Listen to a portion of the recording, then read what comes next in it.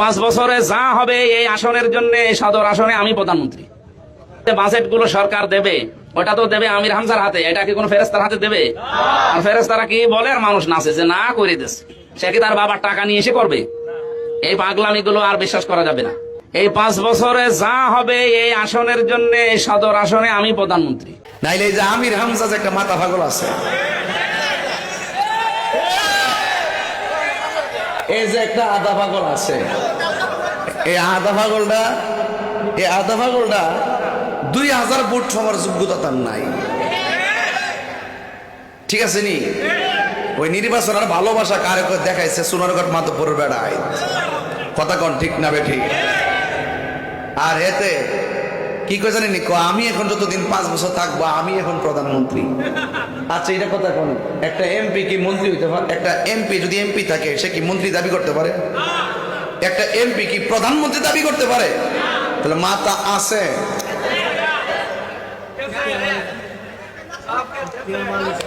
মাথা গেছে। এই জন্য আমি বলতে চাই, ওরা কিন্তু আবার সেই ধর্মীয় দলের মুখপাত্র। এদের কথা যদি এমন হয়, সকালে এক কথা বিকালে আর এক কথা, তাইলে এই জাতি কি বিভ্রান্ত হবে না? তাদের ফলোয়ার কিন্তু দিনে দিনে বাড়তেছে একমাত্র টাকার জোরে। ওরা প্রতিষ্ঠানগুলোতে রুল নম্বর 1, 2, 3 দেরকে টাকা দিয়া বিভিন্ন সময় সুযোগ সুবিধা দিয়া তাদের মধ্যে নিয়ে নিছে। নিয়ে এরাই যখন আবার বড় হয়েছে, বিভিন্ন বিশেষ ক্যাডার হয়েছে, প্রশাসনে ঢুকছে, সরকার গেলে এটা বুঝে না কোনটা কি। এটা আমরা বুঝি, ওই আমরা সরাই দিছে তো, এই জন্য কামড় মাঝে মাঝে তারাও খা। কথা কোন ঠিক না বেটি? আহলুস সুন্নাত ওয়াল জামাত লক্ষ্য করছে যে বাংলাদেশে রাজনৈতিক অস্থিরতা বিরাজ করছে, এরপর জনজীবন অতিষ্ঠ হয়ে পড়েছে। এই জন্য আহলুস সুন্নাত ওয়াল জামাত এখন রাষ্ট্রের হাল ধরা প্রয়োজন হয়ে মনে পড়েছে। ঠিক না বেঠিক? এই জন্য আমরা রাজনৈতিক সংকট দূর করণার্থে, সার্বভৌমত্ব সুরক্ষায় এবং সম্প্রীতি জোরদার করতে আহলুস সুন্নাত ওয়াল জামাতকে এগিয়ে আসতে হবে। আর আহলুস সুন্নাত ওয়াল জামাতের কাছে দেশ এবং জাতি নিরাপদ। কথা বলেন ঠিক না বেঠিক? যাই হোক, শুরুতেই আপনাদের খেদমতে জানতে চাই, আল্লাহর হাবিব সাল্লাল্লাহু আলাইহি সাল্লামের মর্যাদা বাড়িয়েছেন কে? আল্লাহ। নবীর পক্ষে থাকলে শান মান কি বাড়ে না কমে? রাত্র প্রায় 11টার উপরে আমি মাহফিল যখন রেখেছি তখনই বলেছি আমি 11টায় আসবো। আমার কিন্তু কোনো কমিটমেন্ট যা করি তাই করার চেষ্টা করি। আগামীকাল দিনের বেলা কোথায় যাব জানেন? নীলফামারী হেলিকপ্টারে। রাত্রে কোথায় মাহফিল করবো জানেন? আপনাদের কুমিল্লা। এরপরে কোথায় করবো জানেন? বরিশং। ওই নীলফামারী, আবার আইসা কুমিল্লা, বরিশং, 2টা। তো এইভাবে যে প্রতিদিন মাহফিল করছি, আপনারা বলুন আমি কি কোনো নরম ভাষায় কথা বলছি? আপনি কি মনে করেন যে অন্য জায়গায় গেলে কি আমি মিলাদ কিয়াম ছেড়ে দিব? বহুত মানুষ আছে যেখানে যে যায় এই রং ধরে, আছে না নাই? মুনাফিক। কি মুনাফিক? এই মুনাফিকদের সাথে আহলুস সুন্নাত ওয়াল জামাতের কোনো সম্পর্ক?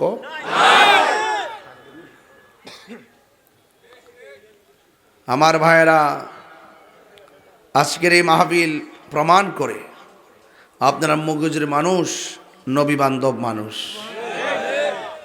হাজার হাজার মানুষ আপনারা ওয়াজ শুনছেন। বলেন ইজ্জতের মালিক কে? আল্লাহ। হায়াতের মালিক কে? আল্লাহ। মৌতের মালিক কে? আল্লাহ। আল্লাহ রাব্বুল আলামিন একদিন এই পৃথিবীটাকে শেষ করে দিবেন। বলুন এই পৃথিবীটা সাজিয়েছে কে? আল্লাহ। এত সুন্দর আসমান, এত সুন্দর জমিন, সব কি হয়ে যাবে? ফান হয়ে যাবে, ফান, শেষ হয়ে যাবে। যিনি ছিলেন, তিনি আছেন, তিনি থাকবেন। জবান খুলে বলুন তিনি কে? আল্লাহ। সন্দেহ আছে? সে আল্লাহর জিকির দরকার আছে না নাই? আল্লাহর ইবাদত দরকার আছে না নাই? মা বাবার খেদমতের প্রয়োজন আছে না নাই? আজকে মনে অনেক মা বোনরা আসছে। আপনি আইছেন? অনেক মা বোনরা প্রজেক্টরে আছে। মা বোনদেরকে বলবো, মা এখনো সময় আছে, নুসেবার মতো হয়ে যাও। নুসেবা কে? নুসেবা হলো সেই ব্যক্তি, একটা মহিলা যে শুনছে যুদ্ধের মাঠে নবীজিকে আঘাত করে মেরে ফেলা হয়েছে। নাউজুবিল্লাহ বলেন। নুসেবা শাড়ির আঁচড় ফেলে দিয়ে দৌড় দিছে যুদ্ধের মাঠে। মা বোনরা যারা ওয়াজ শুনতেছে তাদেরকে বলতেছি, কই গো, যদি কেউ নবীর বিরুদ্ধে কথা বলে ওই দুশ্মনের বিরুদ্ধে জাড়া লইলাম বা জাড়া লইয়া, এটা ইতিহাসের পাতায় আছে। কথা কন ঠিক না বেটে? জাড়া লইয়া আর জার ওই পতলা শুদ্ধ কথা কইস না, লবণ নুন নুন নুন ওই লবণ, একটা কো ফিসা, একটা কো জারু, আর একটা কো কিতা এই এলাকাটা রে এ লাল গেঞ্জি। আচ্ছা sir sir sir sir sir বিপদে হবে, অসুবিধা হচ্ছে আপনাদের। নসেবাকে জিজ্ঞেস করে, নসেবা তুমি যাও কোথায়?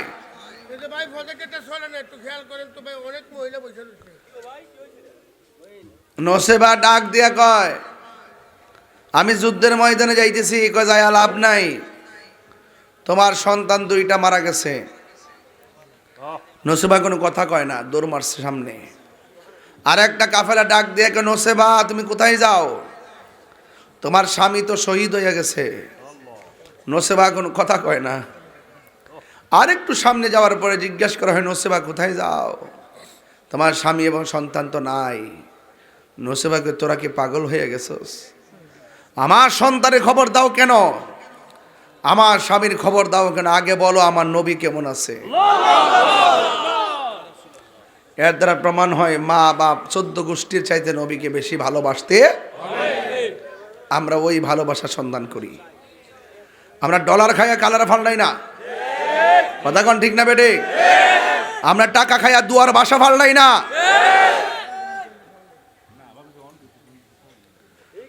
আর এই দিক দিয়ে নবীর একটা ঘোড়া ছিল, ঘোড়া আর উট। উটটা যখন নবী গর্তের মধ্যে পড়ছে, উটটা চতুর্পাশে ঘুরতেছে। ঘুরে ডাক দিকে, ইয়া রাসূলুল্লাহ আপনি চলে গেলে কার চেহারা দিকে তাকায় আমার ক্ষুধা দূর করব? আপনি নবী যখন আমার পিঠের মধ্যে বসতেন তখন আমি দুর্বল ঘোড়া সবল হয়ে যেতাম। এবার নবীর একটা সাহাবী মালিক ইবনে সিনান কই, আমি দেখলাম নবী গর্তে পড়ে আছে, নবীর দন্ত মোবারকের গোড়া দিয়া রক্ত ঝরতেছে। আমি আমার জিহ্বাটাকে ড্রেনের মতো লাগাই দিলাম, যত রক্ত ঝরেছে সব আমি পান করে ফেলেছি।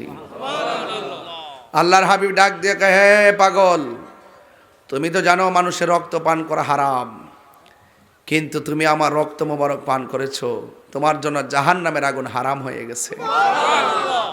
মানুষের রক্ত পান করা হারাম, কিন্তু নবী রক্ত মোবারক পান করার পর জাহান্নামের আগুন হারাম। তার মানে বোঝা গেল নবী আমাদের মতো না।